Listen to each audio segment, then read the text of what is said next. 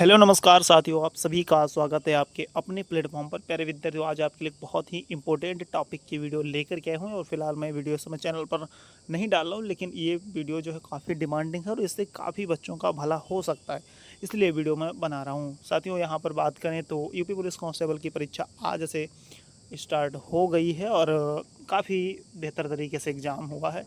जो बच्चों के रिव्यू आ रहे हैं वो भी बहुत अच्छे रिव्यू आ रहे हैं कि भैया पेपर जो है अच्छा आया है, अच्छा पेपर हुआ है, इतना स्कोर, मतलब हर तरीके से अलग अलग तरीके से बता रहे हैं। तो यहाँ पर सबसे पहले तो हम बात करेंगे एग्ज़ाम का लेवल क्या रहा, उसी के साथ कई अन्य बातें भी हैं।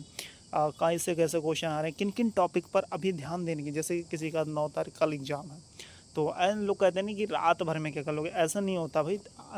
ये सब कहने की बातें हैं, ठीक है। लेकिन मेरा मानना है कि इंसान को भाई, मेरा अपना पर्सनल है कि एग्ज़ाम जब हो व्यक्ति का, उससे 1 घंटा 2 घंटा, मतलब जब आपकी एंट्री होती है उससे 2 घंटा पहले तक थोड़ा बहुत देख लो तो चीज़ें तुरंत तुरंत जो है याद आ जाती हैं।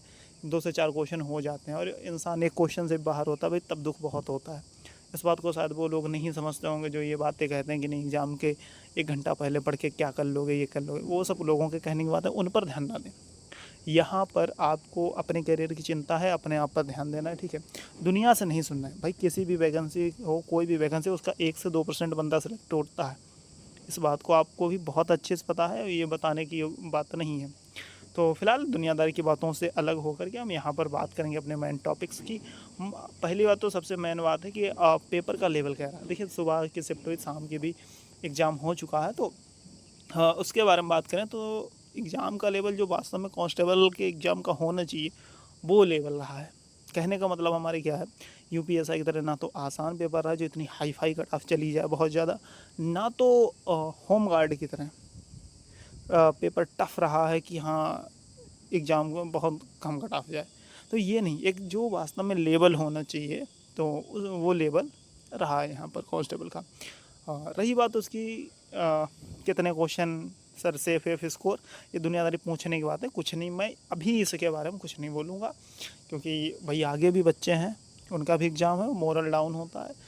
ये सब चीज़ें कहने की बात नहीं। और ये चीज़ कोई भी व्यक्ति सेफ स्कोर नहीं बता सकता, वो व्यूज व्यूज के लिए भले अपना कुछ भी करे, लेकिन सच्चाई ये है कि ऐसा कुछ नहीं होता है, ठीक है। आप माइंड फ्रेश होकर के, जिनका एग्ज़ाम हो चुका है उनका बहुत अच्छा हुआ।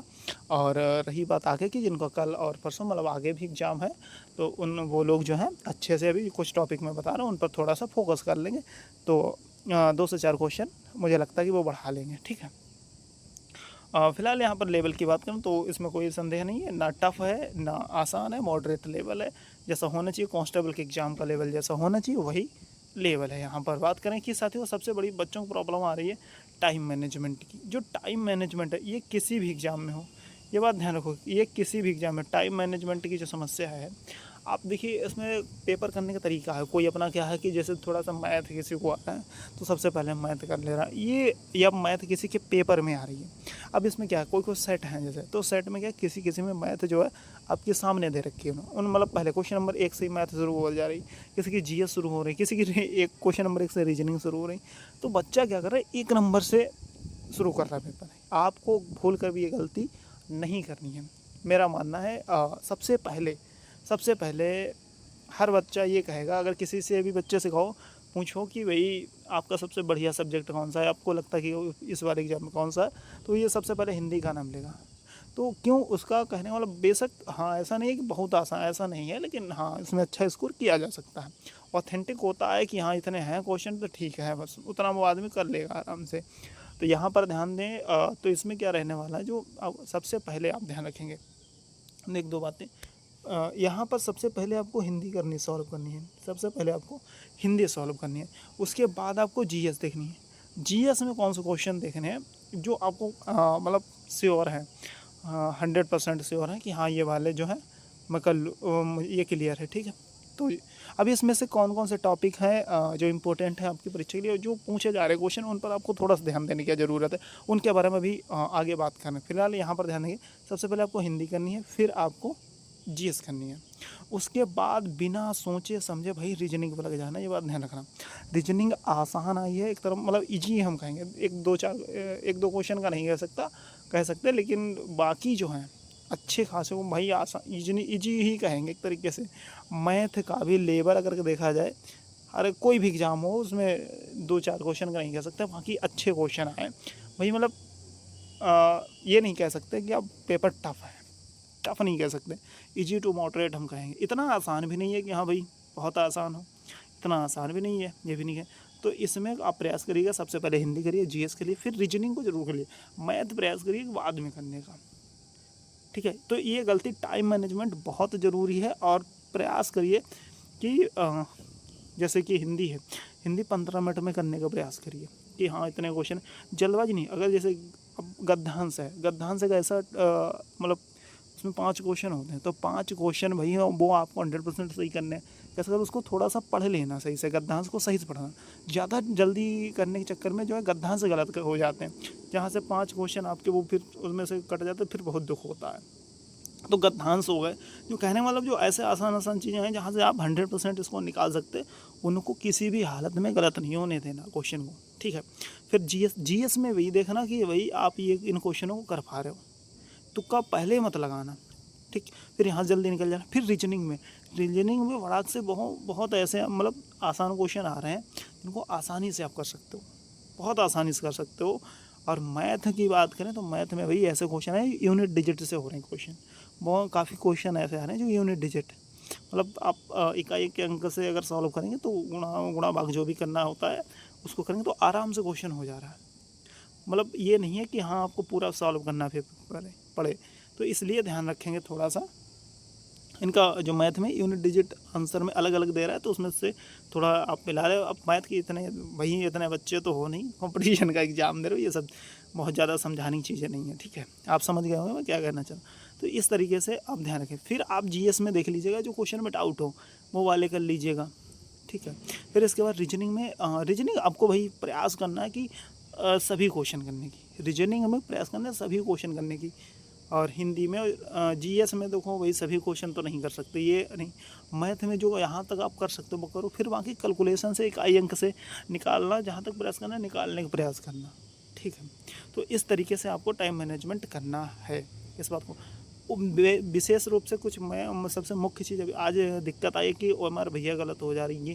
भाई कैसे गलत हो जा रहा है, आपको टाइम मिल रहा है प्रॉपर। और मुझे लगता है थोड़ा सा ये बताना कमेंट करके, आप लोग 5 मिनट एक्स्ट्रा टाइम दे रहे हैं कि नहीं दे रहे हैं। उसमें जो एक्स्ट्रा टाइम होता है ओएमआर बनने के लिए 5 मिनट का, वो एक्स्ट्रा टाइम मिल रहा है कि नहीं मिल रहा, कमेंट करके बताना हमको ज़रा।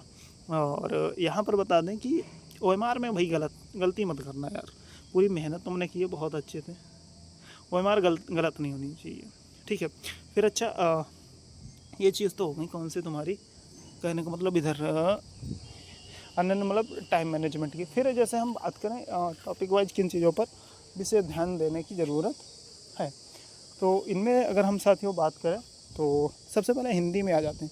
हिंदी में भाई आपको पुरस्कार जरूर ध्यान देखने हैं, पुरस्कार से क्वेश्चन पूछ रहा है आपका, तो पुरस्कार आपको ध्यान देख लेने हैं कि साहित्य अकादमी पुरस्कार, आपका ब्याह सम्मान और ये सब होगा ना। और क्या नाम इसका, अरे अपना ना ज्ञानपीठ पुरस्कार, भूल जा रहा, जल्दबाजी में थोड़ा हूँ मैं, अभी थोड़ा जाना है ड्यूटी, तो इस वजह से थोड़ा जल्दी में था वीडियो बनाना, मैंने सोचा कि बना दूँ भाई। तो फिर इन सब चीज़ों को थोड़ा ध्यान देना। उसमें फिर आप जाओगे जीएस में जो लूसेंट वगैरह या कोई भी आपके पास जीके जीएस की बुक होगी, तो उसमें भाई लास्ट में जो विविध का पोर्शन होता है उसको एक बार रिवीजन, वहाँ से बुक्स हो गए, दिवस हो गए, वो चीज़ें पढ़ लेना। और राजधानी से क्वेश्चन आ रहा है, एक से 2 क्वेश्चन कि राजधानी कहाँ है। और भारत के पड़ोसी देश में भारत के एक बार जो राज्य उनकी सीमा देख लेना, बाउंड्री जो लगी है चारों तरफ से, वहाँ से क्वेश्चन आ रहा है, ठीक है। तो इन सब चीज़ों को थोड़ा ध्यान करके देख लेना। और जो अभी करंट अफेयर में जो पुरस्कार मिले हैं उनको देख लेना। इसके अलावा जो आप कीजिए पद्म विभूषण, पद्मश्री, ये वाले हैं जो किसको किस क्षेत्र में मिला, कहाँ का वो रहने वाला, इससे रिलेटेड सुबह वाली शिफ्ट में क्वेश्चन पूछा गया तो उससे क्वेश्चन रिलेटेड पूछ रहे हैं, ठीक। तो उसको भी थोड़ा एक बार नज़र डाल लेना, ठीक। तो ये हो गई आपकी हिंदी और जीएस में।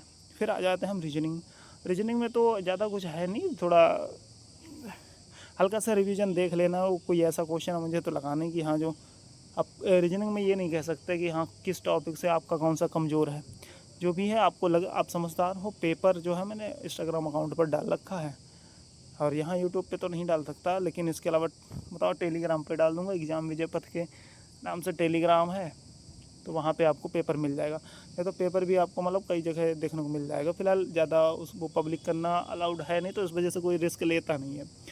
तो ध्यान देंगे, थोड़ा रीजनिंग भी देख लेंगे। मैथ में प्रयास करिएगा। जो आप अब जैसे कोई टॉपिक है आपने अभी तक नहीं पढ़े हैं, तो कुछ छोटा टॉपिक हो तो ठीक है, बाकी टाइप वाइज देखिए। जैसे अब वही हैं समय चाल दूरी के, वही गिने चुने टाइप होते हैं, उन्हीं के क्वेश्चन आ रहे हैं, उनको एक बार देख लोगे तो हो जाएंगे भैया आराम से। ठीक है, तो इस तरीके से आपको चीज़ों पर ध्यान देने की आवश्यकता है, डरना नहीं है, बहुत अच्छे से एग्ज़ाम हो रहा है।